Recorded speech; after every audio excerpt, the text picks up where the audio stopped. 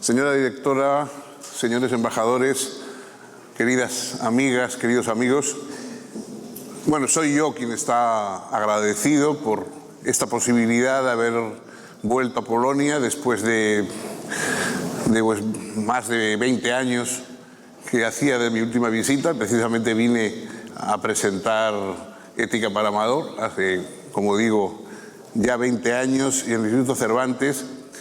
Y para mí ha sido una alegría tener esta posibilidad de volver a venir, de volver a ver a algunos antiguos amigos y, sobre todo, de hablar de una cuestión relevante para el futuro de todos nosotros, futuro compartido de los europeos, y saber que hay gente joven a lo que eso le interesa, ¿no? Yo he sido casi 40 años profesor, hace ya bastante que no lo soy, pero mi vida ha estado dedicada a hablar a los jóvenes. Y es muy agradable el volver a encontrar todavía ambiente universitario y caras jóvenes aquí a las que dirigirme, y sobre todo porque son ellos fundamentalmente para los que va este mensaje que yo puedo intentar dar. Los demás, más o menos, bueno, ya las personas mayores cada uno tenemos nuestra vida determinada. Yo recuerdo una vez estaba en Milán cuando el alcalde de Milán, que en aquel momento era un personaje muy poco simpático, trató de una manera indigna a unos inmigrantes que habían llegado. En fin, bueno, una cosa de las que desgraciadamente ocurre mucho, pero que llamó la atención por la forma despectiva en que el alcalde trató a esas personas, y hubo una reacción. Y entonces recuerdo que le preguntaron a Umberto Eco, en fin, qué había que decirle y cómo había que convencerle, ¿no?, a ese alcalde de que lo que hacía estaba mal. Y Humberto dijo: no, a ese señor ya no se le puede decir nada, porque esa persona ya tiene sus criterios, su vida ya es irrecuperable, digamos. Lo importante es qué vamos a decir a los jóvenes que mañana van a tener que elegir alcaldes para que no elijan a uno así. Es decir, esto es el mensaje es a quién vamos a hablar para que no ocurran las cosas que no queremos que ocurran. Yo creo que la democracia es el único régimen político en el que la culpa de lo que pasa la tienen los ciudadanos y no los gobernantes, porque la culpa de los gobernantes la tienen los ciudadanos. Entonces, por eso es importante la educación. Sin educación no puede haber democracia. Incluso nuestros antiguos padres griegos ya sabían que la democracia y la paideia, la educación, iban necesariamente unidas. Y tenemos que educar para que la democracia se llene de contenido, para que no se convierta en una forma meramente exterior, en unas reverencias de funcionamiento burocrático, pero carentes de contenido. Y yo les quería hablar entonces de la aspiración a una ciudadanía europea, pero antes permítanme que haga un pequeño desvío, digamos, antes de llegar ahí, para explicar en qué consiste esa idea de ciudadanía que a mí me gustaría que reclamásemos, que recuperásemos. Nuestra forma de integrarnos en la vida colectiva, los seres humanos estamos condenados a nuestros semejantes, ¿no? Ya como Aristóteles explicó en su Política, el destino de cada uno de los humanos es los otros seres humanos. Nuestros semejantes son nuestra esperanza y nuestra condena también. Bueno, entonces la forma de integrarnos en una comunidad, en una sociedad, en la vida con los demás, pasa por dos fases. Hay la fase de aquello que nos constituye en el origen, es decir, la pertenencia, aquello a lo que pertenecemos. Pertenecemos en principio a nuestra familia, a nuestro contexto social, a nuestro lugar de nacimiento, a los primeros sabores que paladeamos, a los paisajes primeros que vimos. Todo eso nos toca sin que podamos discutirlo. Pertenecemos a eso, no podemos reclamar otros padres que los que tenemos, ni otra familia que la que tenemos, ni otra lengua que la que hemos aprendido en la infancia. Es decir, todo eso, de alguna manera, a eso pertenecemos. Pertenecemos acríticamente. Es decir, eso es lo que nos acoge, de ahí que el hecho de que la vida familiar, los primeros amigos que tuvimos, los primeros paisajes, etcétera, todo eso nos resulta cálido, nos resulta próximo, nos fortifica un poco, ¿no?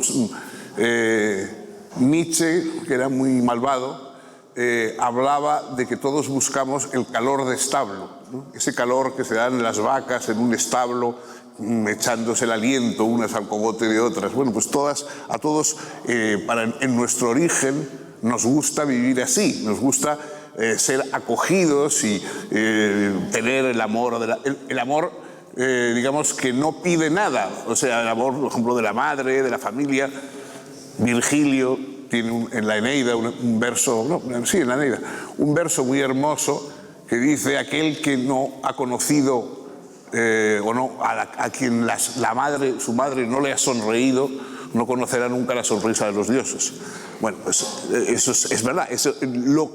Lo que proporciona ese cariño, ese afecto, lo que proporciona eso que nos acoge indiscriminadamente, que nosotros no podemos juzgar, todos nos gusta lo nuestro, lo que hemos conocido, de alguna manera todos pertenecemos a algo, ¿no? Esa pertenencia es nuestra primera forma de participar en el mundo.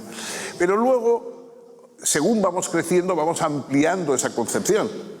Entonces ya no nos bastan los amores, digamos, familiares, espontáneos que han acompañado nuestra infancia, sino que buscamos otros amores, otros cariños, otros grupos humanos, los cuales ya son elegidos por nosotros.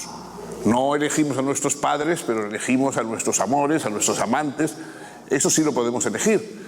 No elegimos la familia o el grupo social en que hemos nacido, pero podemos elegir el partido en el que queremos estar, el grupo político, la empresa económica, industrial a la que queremos participar. Todo eso ya es opción nuestra. Y en cambio, mientras que no podemos renunciar a aquello a lo que pertenecemos, es decir, aunque no nos guste nuestra familia, no nos guste nuestro país, bueno, podemos irnos de allí, pero no podemos cambiarlo por otro porque la pertenencia es una y estamos condenados, digamos, a ella. En cambio, lo demás, los amores eventuales de quien acompaña nuestra vida, las empresas políticas, las empresas económicas, todo eso sí lo elegimos nosotros. Y si no nos sale bien o no, algo que esperábamos mucho, ¿no? Un equipo de fútbol en el cual pusimos todas nuestras ilusiones y después resulta que no era tan eficaz como en el campo de juego como esperábamos, pues podemos irnos a otro equipo de fútbol o podemos irnos a otro grupo. Es decir, vamos optando, vamos participando. Hay una forma de estar en la vida común, que es la pertenencia acrítica. Esto es lo mío, estos son los nuestros, aquí se hacen así las cosas, aquí todos somos así. Y otra cosa es la participación, en la cual uno busca cómo quiere que las cosas sean, cómo quiere que las personas se porten, cómo quiere que sea la compañía que uno elija, cómo quiere que sea el gobierno del país en que vive, etc. Bueno, según vamos avanzando en la vida, esa cosa que se llama maduración, podríamos también llamarlo envejecimiento, pero sería menos cortés, de modo que lo llamamos maduración. Según vamos madurando, nos vamos alejando más de la pertenencia y vamos entrando y dando más importancia a la participación, a lo electivo. La ciudadanía es el reconocimiento de que el ciudadano ya está maduro. Es decir, ya ha salido de esa especie de cocún, de esa especie de burbuja meramente familiar, nativa, etcétera, y ha entrado en el mundo de las opciones, de las elecciones, del reconocimiento de otros. Vamos cambiando y vamos pasando de lo que se nos impone a lo que elegimos. Los países son tanto más libres cuanto sus ciudadanos pueden optar o elegir más. Es decir, no están obligados a hacer algo unido a la tierra, unido a los síntomas de lo colectivo, sino que pueden elegir cosas y transformarlo. Eso es la gran aportación que tuvieron los griegos en su día, ¿no? Hay una anécdota que a mí me gusta mucho, de que cuando Atenas, los atenienses, en Grecia es importante, ellos en los textos clásicos nunca se habla, más que, bueno, si es una localización geográfica se habla de Atenas, pero no hablan de Atenas como colectivo, lo mismo que nosotros hablamos de España o de Polonia como un colectivo humano. Los griegos no hablan de Atenas como colectivo, hablan de los atenienses. Y cuando Atenas estaba amenazada por los persas, por el gran rey persa que iba a quería invadir Grecia y por supuesto apoderarse de Atenas, entonces en la asamblea los atenienses se preguntaron, bueno, ¿sí? ¿Qué hacemos? ¿No? Porque evidentemente el gran rey tenía un ejército sumamente poderoso y Atenas era un país pequeño. Y entonces, entre otras propuestas, finalmente se propuso la batalla, pero entre otras propuestas, en principio, alguien propuso y dijo, bueno, oiga, si los persas lo que quieren es quedarse con estas colinas y con la Acrópolis y con nuestros templos, bueno, pues se lo dejamos y nosotros nos vamos a otro sitio. Nos vamos a otro sitio y plantamos, hacemos otra Atenas en otro sitio y les dejamos esta a ellos, y es que tanto les gusta, ¿no? Es decir, los atenienses decían que ellos eran la ciudad. Lo importante de la ciudad eran ellos, sus libertades, sus derechos, su asamblea. Eso era lo importante de la ciudad.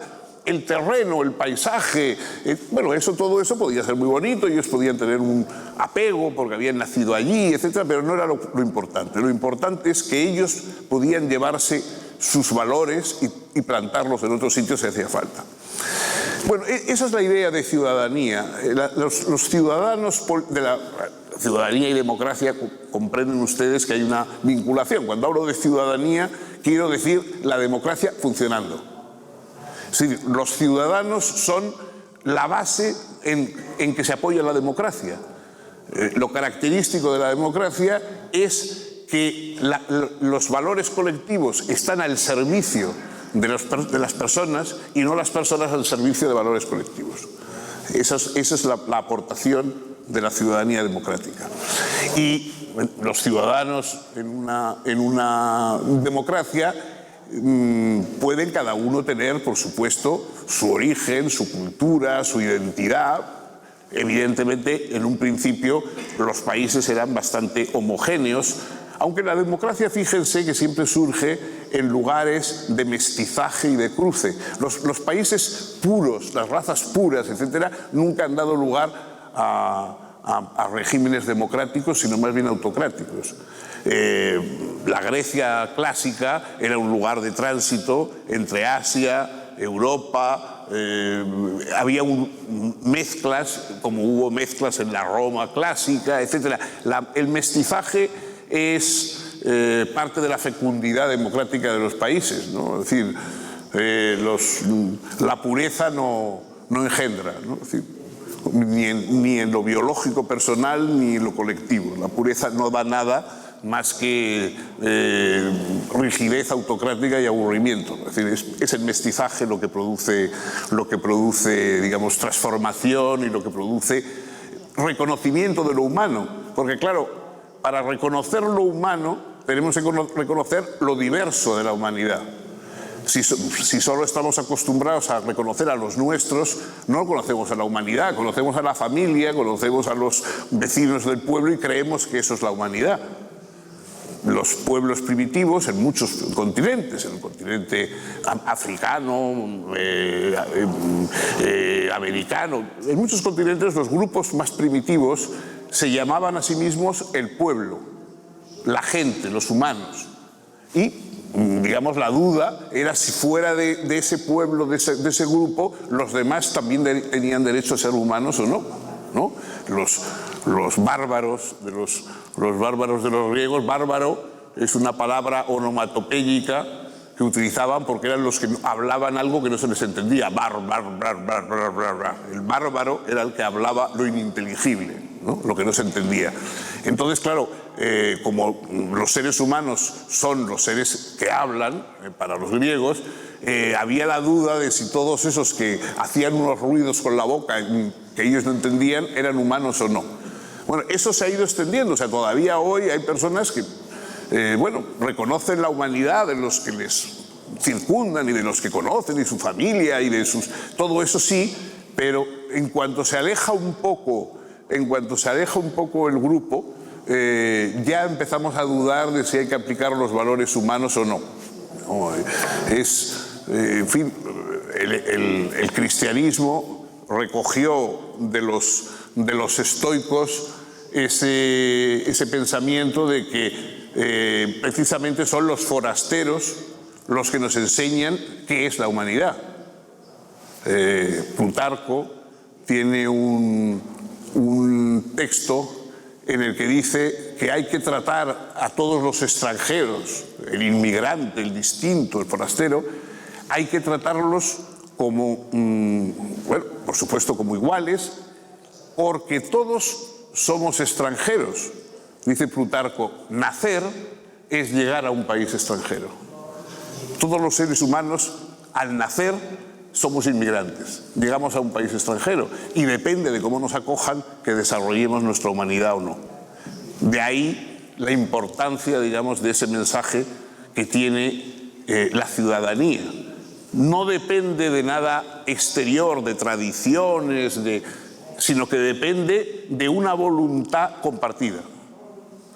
Lo importante de la ciudadanía no es de dónde viene cada cual, de qué genealogía, de qué raíces, ¿no? Sino depende de a dónde quiere ir con nosotros. Eso es lo importante del ciudadano. Siempre se habla constantemente de las raíces, ¿no? Que es una cosa... George Steiner tiene una página muy bonita en que dice: los seres humanos no tenemos raíces, no tenemos pies para ir de un lado a otro y movernos, y no estamos obligados como las plantas a estar en un sitio y a no movernos de ahí y a estar ahí con nuestras raíces, ¿no?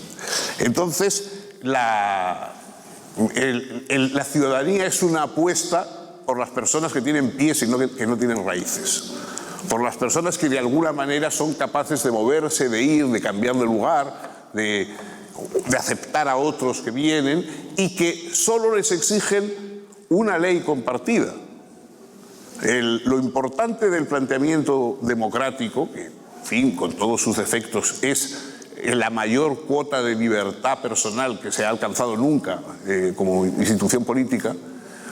Lo importante del planteamiento democrático es que tenemos que elegir una ley común que hemos optado nosotros, que se opta, en la asamblea, digamos, se elige esa ley común constituyente, llámese constitución, en cada lugar tiene su propio nombre, pero en fin, la idea esa era la que los griegos, los antiguos, se sentaban en círculo, ¿no? Y ahí en el centro estaba el poder de decisión, estomesón, decían los griegos, estomesón, en el medio estaba el poder, digamos, de decisión, que era algo conjunto. Entonces, esa ley común,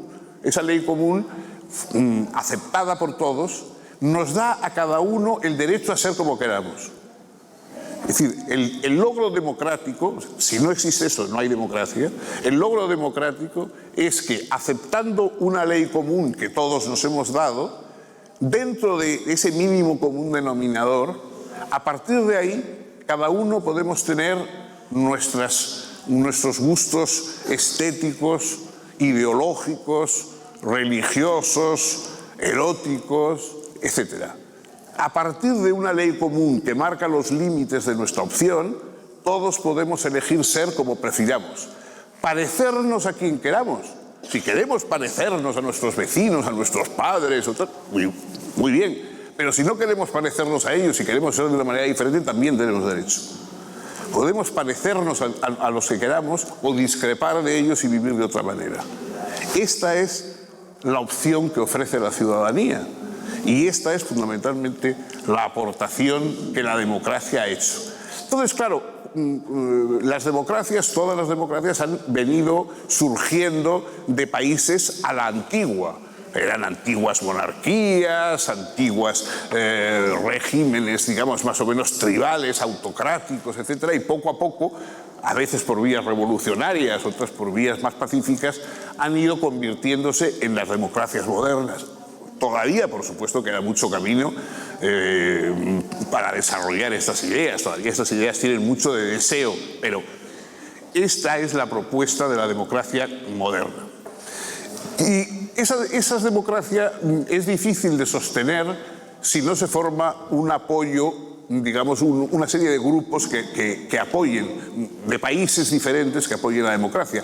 Cuanto más reducida esté a un solo lugar, más amenazada y más difícil es que se mantenga la democracia, y en cambio si amplía su campo y tiene apoyos internacionales, etcétera, etcétera, eso facilita el desarrollo de la democracia. De ahí que ideas como la Unión Europea, etcétera, hayan nacido como formas de hacer efectiva la promesa de la ciudadanía. Ciudadanía y cosmopolitismo forman, en cierta manera, un continuo. Y entonces la Unión Europea, que nació en su momento siendo fundamentalmente una empresa de intereses económicos, la Comunidad del Carbón y del Acero, en fin, estaba pensada centrada en cuestiones económicas, pero poco a poco pidió unos valores compartidos.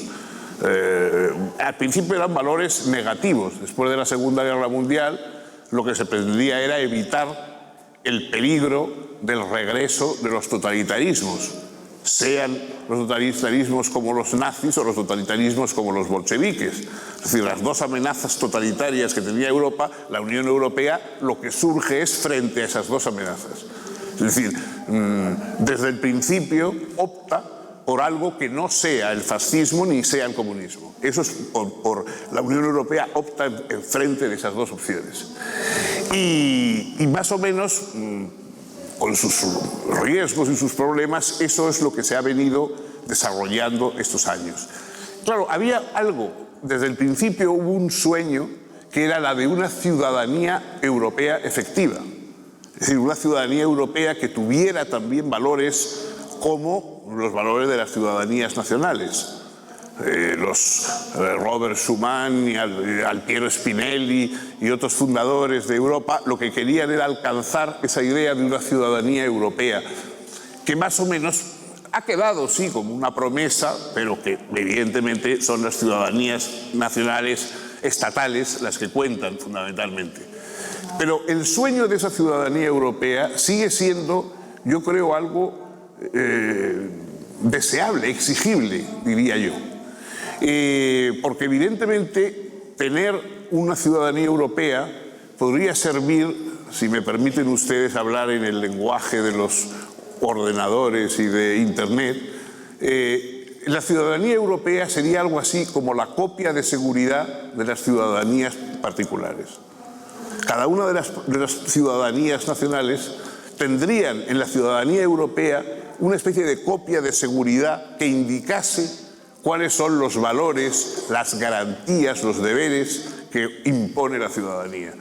Y a esa ciudadanía, a esa copia de seguridad podrían reclamar cada uno de los ciudadanos europeos si sus estados nacionales no respetan esos valores. La ciudadanía europea nos daría un instrumento para ser ciudadanos más allá de nuestras fronteras y no simplemente de acuerdo con lo que nuestros gobiernos locales pretenden. Es verdad que eso impone un cambio de mentalidad, ahí la importancia de la educación.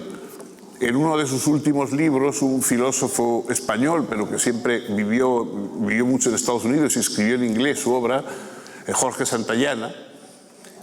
Santayana, en uno de sus últimos libros, dice: el problema de todas las alianzas internacionales es que obligan a los miembros a vivir en parte gobernados por extranjeros.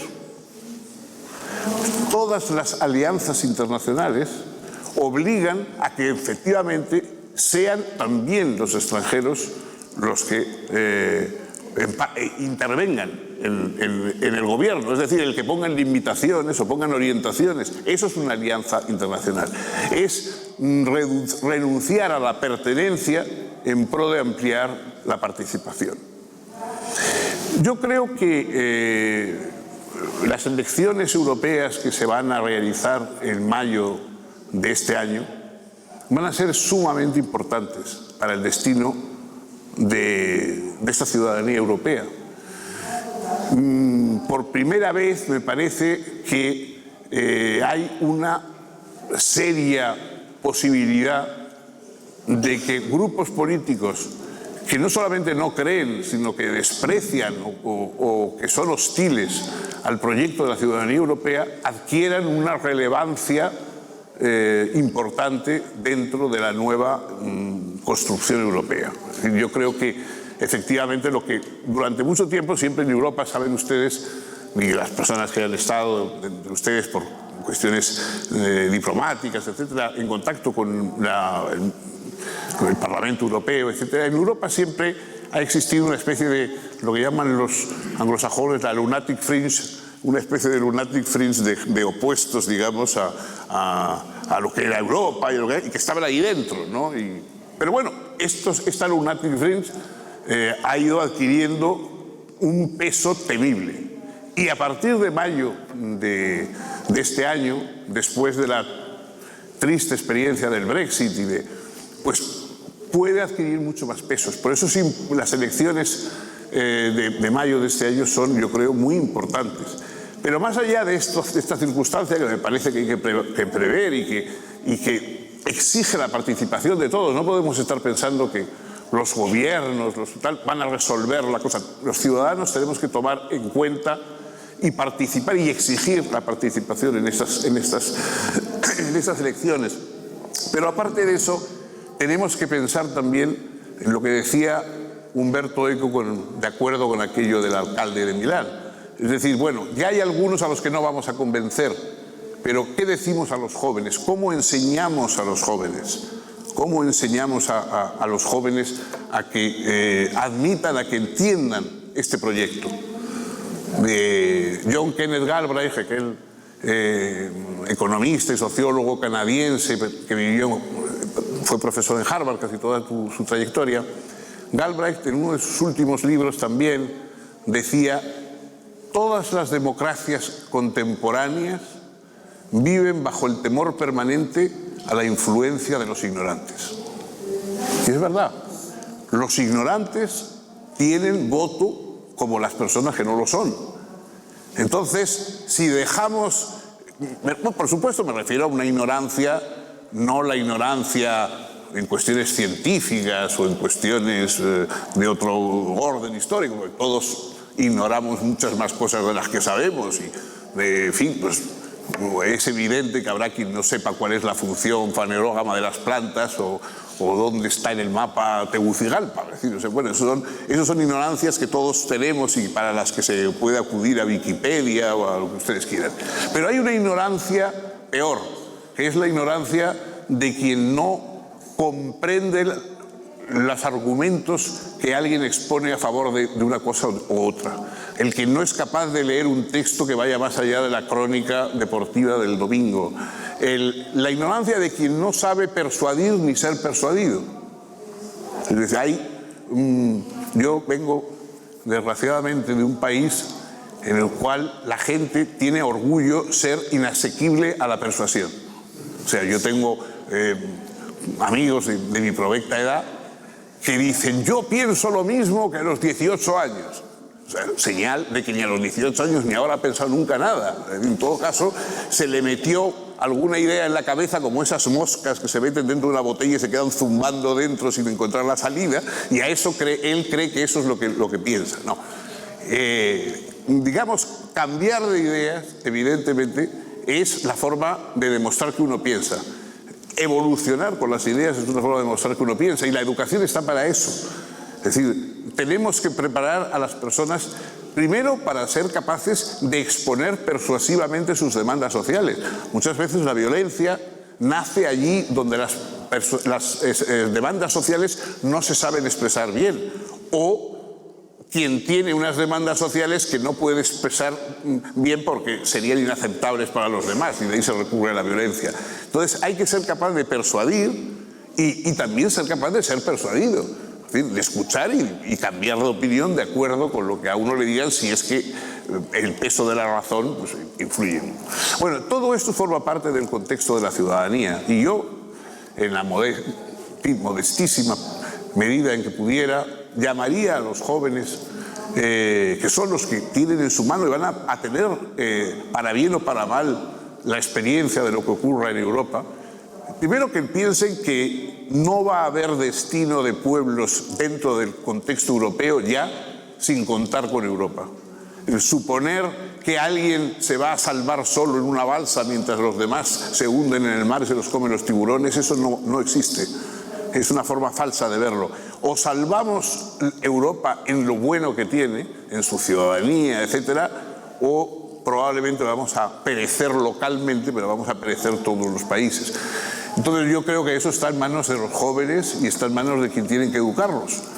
Y a eso me gustaría mínimamente haber contribuido, y en cuyo caso pues me sentiría muy contento. Y sobre todo ya estoy muy contento en cualquier caso de haber podido aquí estar con ustedes, hablar otra vez aquí en Varsovia, y les agradezco su atención. Muchas gracias.